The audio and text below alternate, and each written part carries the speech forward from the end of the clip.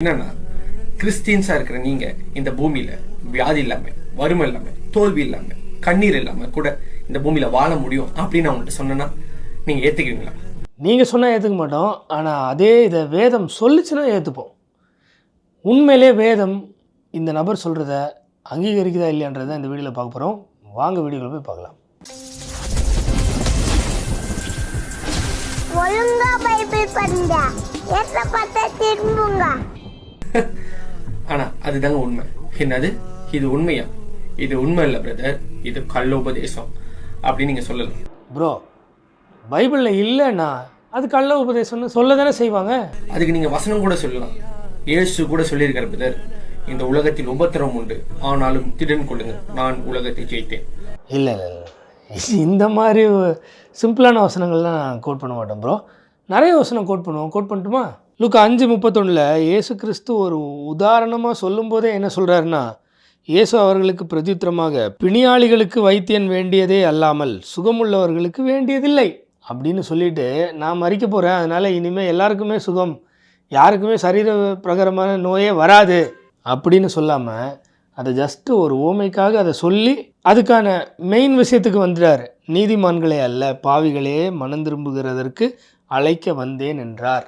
இது இல்லாமல் நிறைய வசனங்கள் இருக்குது. 1-2 எக்ஸாம்பிள் கோட் பண்ணுறேன். யாக்கோபு 5:14, உங்களில் ஒருவன் வியாதிப்பட்டால் ஆண்டவர் சிலுவையில் மரித்ததினால் வியாதியே வராது என்பதை அவன் மறந்து விட்டானாக, அதனால் அதை நினைப்பூட்டி நீங்கள் அதையே விசுவாசிங்கன்னா வியாதி போயிடும் அப்படின்னு சொல்லலை.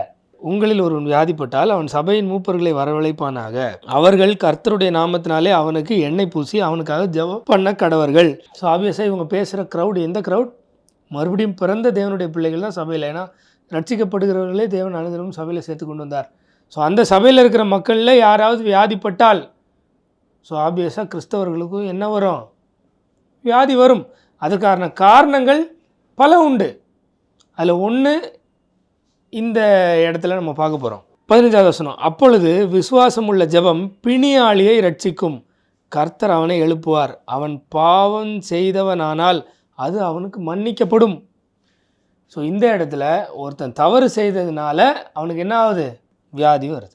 இது கிட்டத்தட்ட சிக்ஷைக்கு கம்பேர் பண்ணி சொல்லலாம். ஆண்டவருடைய பிள்ளையாக இருந்தால் அவன் தவறு செய்யும் போது அவன் திருந்தாமல் இருந்தால் என்ன நடக்கும்? சிக்ஷை நடக்கும். 16வது வசனம், நீங்கள் சொஸ்தமடையும்படிக்கு உங்கள் குற்றங்களை ஒருவருக்கொருவர் அறிக்கையிட்டு, சொஸ்தம் அடையும்படிக்கு உங்கள் குற்றங்களை ஒருவருக்கொருவர், சபையினாலே ஒருவருக்கொருவர் தான், ஒருவர் எல்லாருக்கும் இல்லை. நம்ம பல வசனங்கள் பார்த்துருப்போம், பல இடத்துல பார்த்துருப்போம். இது இன்னும் அதை மேலும் வலுவூட்டும் விதமாக கொண்டு போகுது. பாருங்கள், ஒருவருக்கொருவர் அறிக்கையிட்டு ஒருவருக்காக ஒருவர் ஜெபம் பண்ணுங்கள், நீதிமான் செய்யும் ஊக்கமான வேண்டுதல் மிகவும் பலனுள்ளதாக இருக்கிறது. ஸோ வியாதி வரும், இது நார்மல். இது இல்லாமல் இன்னொரு இடத்துலையும் வந்தது. அதுக்கு முன்னாடி ஒரு கிளிப்பை பார்த்துட்டு இங்கே வரும். ஆமாங்க, இயேசு இந்த உலகத்தில் உபத்திரம் இருக்குன்னு சொன்னாங்க. ஆனால் இந்த உலகத்தில் 2 உபத்திரம் இருக்குங்க. ஒன்று கிறிஸ்துவின் நிமித்தம் நம்ம படுகிற உபத்திரம், இன்னொன்று இந்த உலகத்தரமான உபத்திரம். நான் இன்னைக்கு உங்கள்கிட்ட பேசுறது இந்த உலகத்தில் நம்ம படுகிற உபத்திரம். அது என்ன என்றால் வியாதி என்கிற உபத்திரம், கண்ணீர் என்கிற உபத்திரம், வேதனை என்கிற உபத்திரம், பிரச்சனை என்கிற உபத்திரம். இது எதுவுமே நம்மளோட வாழ்க்கையில நம்ம அனுபவிக்க அவசியம் இல்லை என்பதுதான் சத்தியம். எனக்கு தெரிஞ்ச சத்தியம் இந்த வேதத்தில் இருக்குது. அவசியம் இல்லைன்னு இந்த வேதம் எங்கேயும் சொன்ன மாதிரி தெரில. மாறாக ஒரு சில இன்ஸ்டன்ஸில் நம்ம பார்ப்போம். 1 கொரிந்தியர் 11:29, எண்ணத்தினாலெனில் அபாத்திரமாய் போஜன பானம் பண்ணுகிறவன் கர்த்தருடைய சரீரம் இன்னதென்று நிதானித்து அறியாததினால் தனக்கு ஆக்கினை தீர்ப்பு வரும்படி போஜன பானம் பண்ணுகிறான். என்னை நினைவு கூறும்படி இதை செய்யுங்கள்னு ஆண்டவர் சொன்னார் இல்லையா? அதை அபாத்திரமாக ஒருத்தன் செய்கிறான். இது நிமித்தம் உங்களில் அநேகர் பலவீனரும் வியாதி உள்ளவர்களுமாய் இருக்கிறார்கள், அநேகர் நித்திரையும் அடைந்தார்கள். இறந்துட்டாங்கன்னு போட்டிருக்கு. ஸோ கிறிஸ்தவர்களுக்கு வியாதி வருமா வராதா? டெஃபினட்டாக வேலை காட்டினா வரும். 1 கொரிந்தியர் 11:31, நம்மை நாமே நிதானித்து அறிந்தால் நாம் நியாயம் தீர்க்கப்படும். நாம் அடுத்த வசனம் 32, நாம் நியாயம் தீர்க்கப்படும்போது உலகத்தோடே ஆக்கினைக்குள்ளாக தீர்க்கப்படாதபடிக்கு கர்த்தராலே சிட்சிக்கப்படுகிறோம். ஏற்கனவே சொன்னேன் இல்லையா, சிட்சை எது கூட கம்பேர் பண்ணி யாக்கோபில் ஜெபம் பண்ண சொல்லி ஒருவருக்கு ஒருவர் ஞாபகம் இருக்கா? அதுதான் இங்கே சிட்சை. நாம் நியாயம் தீர்க்கப்படும் போது உலகத்தோடே ஆக்கினைக்குள்ளாக தீர்க்கப்படாதபடிக்கு கர்த்தராலே சிட்சிக்கப்படுகிறோம். நமக்கெல்லாம் தண்டனை இங்கேயே கிடைக்குது. தண்டனைன்னு சொல்கிறத விட கரெக்டிவ் மெஷர்ஸ் இங்கேயே நடக்குது.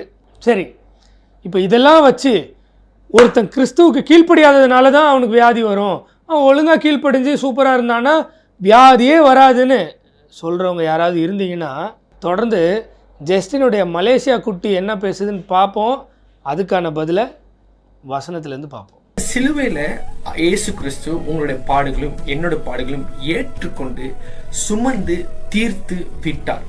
ஸோ சத்தியம் என்னவென்றால் எது தீர்க்கப்பட்டிருக்கிறதோ அது நம் வாழ்க்கையில் நடப்பதற்கு அவசியம் இல்லை. நம் வாழ்க்கையில் நடப்பதற்கு அவசியம். அது என்ன அவசியம்? மலேசியாவில் அவசியம்னு சொல்லுவாங்களா இருக்கும். சரி பரவாயில்ல, இல்லைன்றார்ல. ஆமாம், இல்லைன்னு சொல்கிறது பொய் அப்படின்னு வசன ஆதாரத்தோட கொஞ்சம் பார்த்துருவோமா? 1 தீமோத்தி 5:23. நீ யார்? தீமோத்திக்கு பால் அட்வைஸ் பண்ணுறாரு. நீ இனிமேல் தண்ணீர் மாத்திரம் குடியாமல் உன் வயிற்றிற்காகவும் உனக்கு அடிக்கடி நேரிடுகிற பலவீனங்களுக்காகவும். இது என்ன பலவீனம்? கிறிஸ்துவ நிமித்தம் போடுற நார்மலாக இயல்பா கொஞ்சம் திராட்சை ரசமும் கூட்டிக்கொள். மெடிசினல் ரெமெடி சொல்கிறாரு பால். சரியா? இப்போது ஏற்கனவே நம்ம என்ன பார்த்தோம்? சிட்சை, நம்ம ஏதாவது வேலை காட்டினா நடக்கும். ஸோ அந்த விதத்துலேயும் நோய்கள் வர வாய்ப்புண்டு, பலவீனங்கள் வர வாய்ப்புண்டு. சும்மா இயல்பாகவே எல்லாருக்கும் வர மாதிரி நமக்கும் சளியோ இருமலோ காய்ச்சலோ இல்லை பிரெயின் டியூமரோ இல்லை கேன்சரோ இல்லை ஏதோ ஒன்று, இது இது இது இது இது நல்லோர் மேலும் தீயோர் மேலும் மழையை வரிசிக்க பண்ணுற மாதிரி இது இயல்பாக நடக்கிறது. ஏன்னா இந்த உலக வாழ்க்கை நமக்கு ஒரு மேட்ரே கிடையாது. நித்தியமாக நம்ம படைச்ச கடவுள் கூட வாழ போகிறோம். அதுக்காக தான் படைக்கப்பட்டிருக்கோம். ஸோ இந்த உலகம் ஒரு பாசிங் க்ளவுட் மாதிரி. இவ்வளோ தூரம் சொன்னதுக்கப்புறமும் இல்லை இல்லை இல்லை இல்லை நான் இந்த உலகத்தில் இது இருக்கக்கூடாது, அது இருக்கக்கூடாது, அப்படி இருக்கணும், இப்படி இருக்கணும் எதிர்பார்த்தா என்ன பாஸ்? இப்போ என்னுடைய கேள்வி என்னென்னா, தீமோத்திக்கு பால் அட்வைஸ் பண்ணும்போது நீ இனிமேல் தண்ணீர் மாத்திரம் குடியாமல் உன் வயிற்றிற்காகவும் உனக்கு அடிக்கடி நேரிடுகிற பலவீனங்களுக்காகவும்.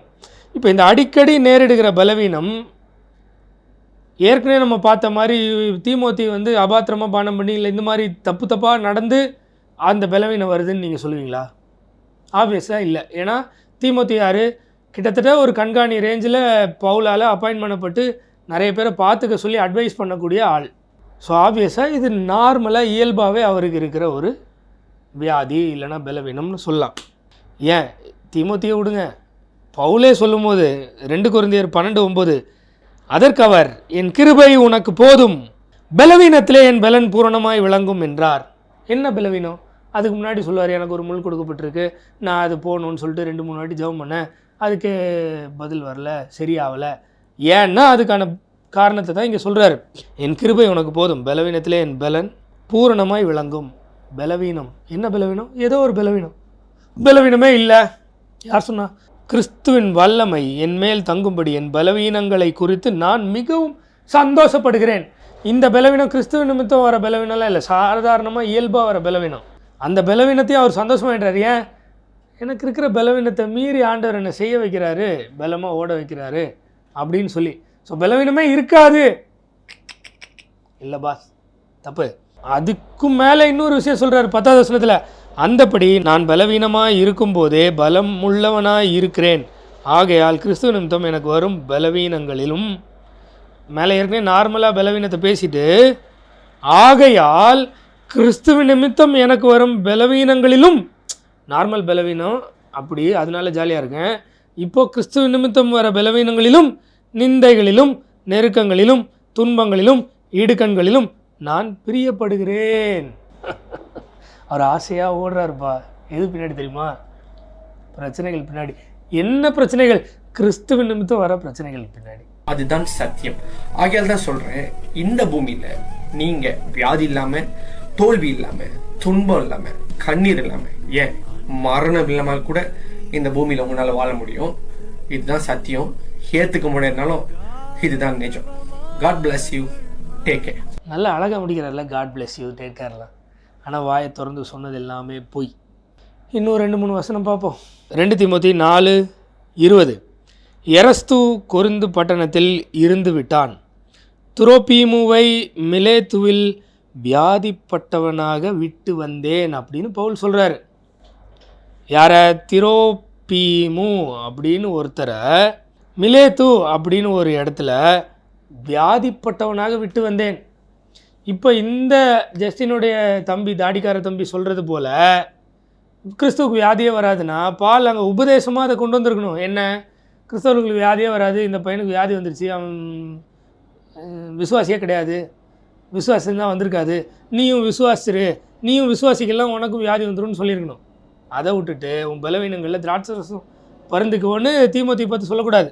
அடுத்து பிலிப்பியர் 2:25, மேலும் என் சகோதரனும் உடன் வேலையாளும் உடன் சேவகனும் உங்கள் ஸ்தானாபதியும் என் குறைச்சலுக்கு உதவி செய்தவனுமான எப்பாப்பிராதீத்துவை உங்களிடத்தில் அனுப்ப வேண்டும் என்று எண்ணினேன். இவ்வளோ பில்டப் எப்பாப்பிராதீத்துக்கு, ஏன்னா அவ்வளோ பெரிய நல்ல ஆண்டவரோட பிள்ளை, சக ஊழியன். அடுத்த வசனம், அவன் வியாதிப்பட்டு மரணத்திற்கு சமீபமாக இருந்தது மெய்தான். கிறிஸ்தவர்களுக்கு வியாதியே வராது, சாவே வராது. என்னப்பா என்ன, மரணத்திற்கு சமீபமாக இருக்கிற அளவுக்கு வியாதி வந்தது உண்மைதான், வரும், அது வரும் போகும், அதில் என்ன இருக்குது? ஆகிலும் தேவன் அவனுக்கு இறங்கினார். அவனுக்கு இறங்கினதும் அல்லாமல் துக்கத்தின் மேல் துக்கம் எனக்கு உண்டாகாதபடிக்கு எனக்கும் இறங்கினார். எப்படி ரிலேட் பண்ணுறாரு பாருங்க. அவனை காப்பாற்றினதுக்கு அவனுக்கு இறங்கினார், இல்லை எனக்கும் இறங்கினார், ஏன்னா எனக்கு அவ்வளோ சப்போர்ட்டிவாக இருக்கான். அப்புறம் ஆகையால் நீங்கள் அவனை மறுபடியும் கண்டு சந்தோஷப்படவும் என் துக்கம் குறையவும் அவனை அதிசீக்கிரமாய் அனுப்பினேன். ஏனெனில் நீங்கள் எனக்கு செய்ய வேண்டிய ஊழியத்திலே உங்கள் குறைவை நிறைவாக்கும்படிக்கு அவன் தன் பிராணனையும் எண்ணாமல் கிறிஸ்துவின் ஊழியத்து நிமித்தம் மரணத்திற்கு சமீபமாய் இருந்தான். ஸோ வியாதியும் வரும், கிறிஸ்துவின் ஊழியத்து நிமித்தம் மரணத்துக்கு சமீபமாக இருக்கவும் முடியும். ஏதாவது வேலை காட்டினா, தவறு செஞ்சால், ஆண்டவருக்கு விரோதமாக எதிர்த்து நின்னா நோய்வாய்ப்படவும் வாய்ப்பு இருக்குது. ஸோ இது எல்லாமே ஒரு கிறிஸ்தவ வாழ்க்கையில் சாதாரணமாக வர்றது தான். ஸோ இருமல் சளிலாம் வந்துருச்சுன்னா நமக்கு வரக்கூடாது, ஆண்டவர் சிலுவையில் மறிச்சிட்டாரு, ஏன் வருது, ஆண்டவரே வரக்கூடாது, ஏன் வருது? இல்லை, அது போய் இது நார்மலாக எல்லாரும் இருக்கிற மாதிரி இங்கே இருக்கும். நித்தியமாக அவர் கூட வாழுவோம். அதுதான் ஒரு கிறிஸ்தவனுக்கும் கிறிஸ்தவன் அல்லாதவர்களுக்கும் இருக்கிற மிகப்பெரிய வித்தியாசம். ரெண்டாவது, பலவீனங்களில் அவருடைய பலம் பூரணமாய் விளங்கும். இதுதான் வேத சத்தியம். மற்றபடி ஜஸ்டினுடைய துடுப்பு சொன்னதெல்லாம் அப்பட்டமான பொய். இதுக்கு மேலே உங்கள் இஷ்டம்.